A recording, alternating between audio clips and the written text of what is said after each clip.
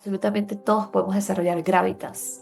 No hay nadie que digas, esta persona naturalmente tiene gravitas y para mí se me hace imposible. Para nada. Esto es como cuando veíamos fortalezas de carácter a todos los que somos aquí del programa de Bloom. Hay una naturaleza. A algunos se nos hace un poco más fácil tener ese gravitas o no. Probablemente dependiendo del tipo de educación que tuvimos, nuestra familia. Pero la verdad es que sin importar dónde estés hoy, tú puedes convertirte en una versión de Ana. La versión de Ana que te va a funcionar a ti en esa versión que tiene gravitas, que demuestra autoridad, confianza y respeto. Y hoy vamos a hablar un poco de cómo hacer eso según la ciencia, qué hay detrás del gravitas, cuáles son los componentes y cómo lo podemos desarrollar. Así que estos son los tres pilares de gravitas. ¿Se acuerdan que hablamos del Imperio Romano y tenemos esta idea de las columnitas del Imperio Romano? Quiero que se imaginen que está sostenido por tres columnas.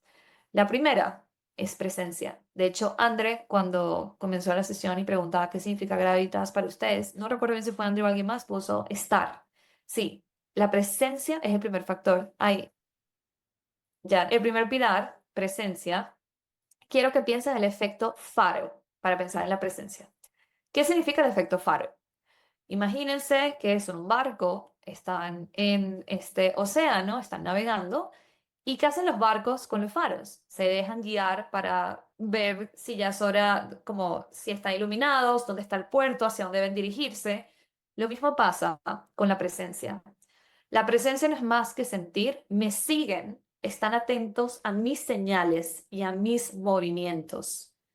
Eso es el primer componente de tener gravitas. Piensen un momento, ¿qué tanto ustedes sienten que las personas los siguen y están muy atentos a las señales que están teniendo en su lenguaje corporal? En cuando entran a una sala, las personas notan si entran a la sala. Y de hecho, un ejercicio que hablan en Stanford cuando trabajamos el tema de gravitas, hay un ejercicio reflexivo que no se los traje acá porque les traigo muchas cosas y quería ser muy buena priorizando, pero igual se los dejo para el que lo quiera hacer.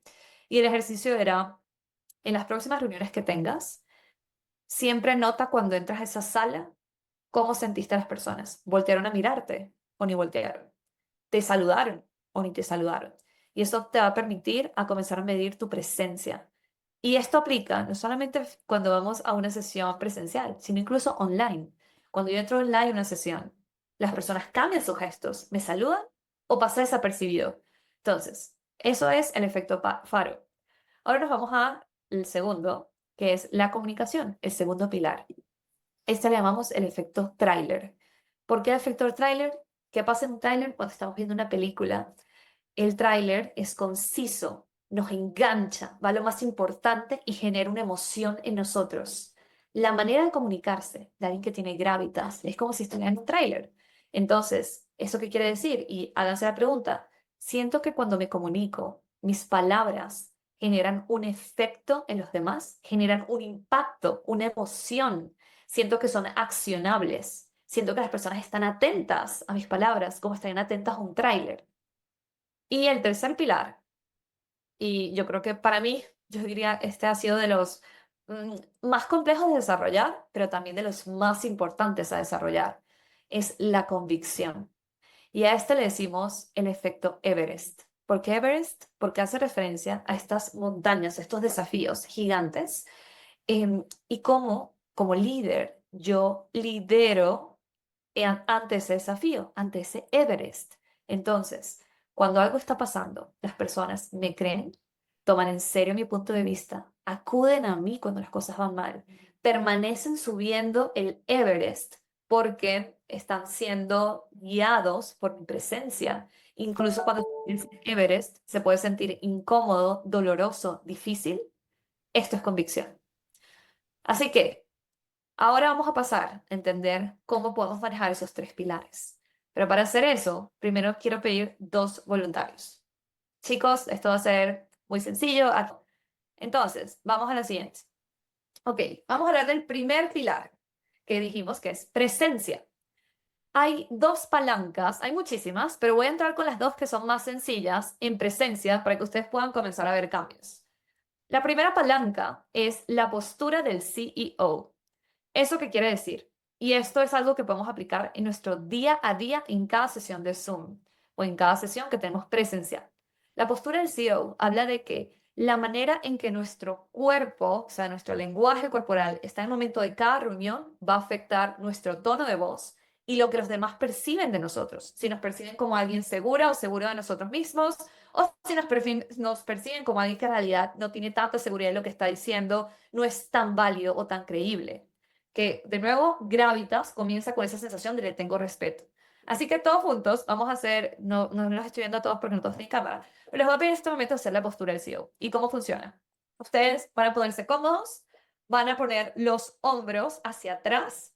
Los hombros deben estar hacia atrás y relajados y deben estar alineados con sus pies, ¿ok? Entonces, más o menos del mismo ancho. Deben tener las manos abiertas o ligeramente entrelazadas. Evita movimientos nerviosos. ¿Eso qué quiere decir? Yo no voy a mover las manos así. Un movimiento nervioso es donde la mano está constantemente así o estoy haciendo algo con la mano. Eso tiene un nombre en inglés es fidgeting, no sé en español cómo se llama, pero cuando estoy haciendo un movimiento constante con la mano, todo eso lo voy a evitar. Voy a tener las manos en una postura relajada. Voy a relajar mi rostro. Voy a asegurarme de no tener gestos, sobre todo gestos que sean como ceño fruncido, labios fruncidos. Voy a estar relajado en mi rostro. Voy a imaginarme que estoy anclado al suelo. Estoy firme, estoy estable.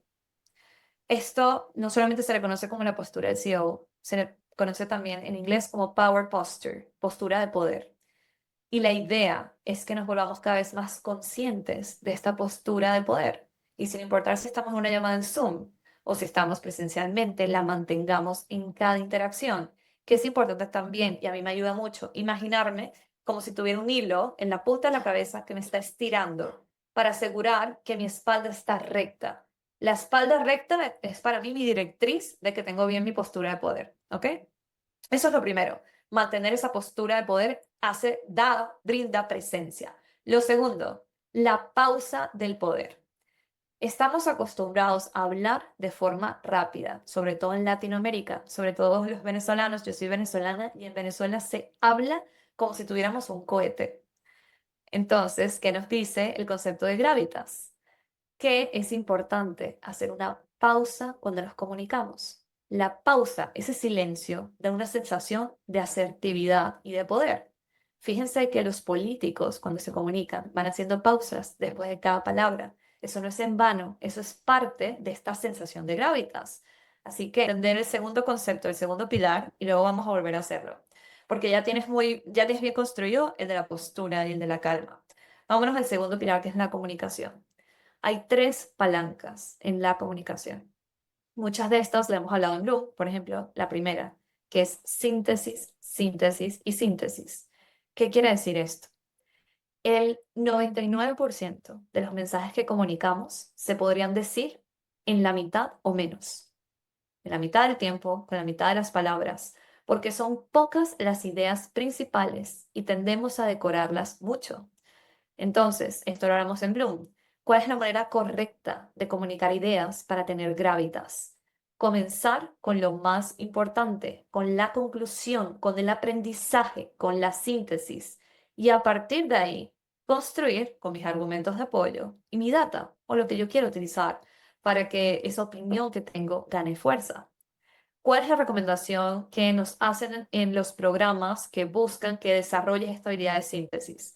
Comienza a grabarte comunicando, expresando ideas y luego escucha la grabación y acorta lo que acabas de decir hasta un 30%. Puedes hacerlo hasta un 50%, desde un 50 hasta un 30% y vuelve a comunicarlo, solo manteniendo lo esencial y lo accionable.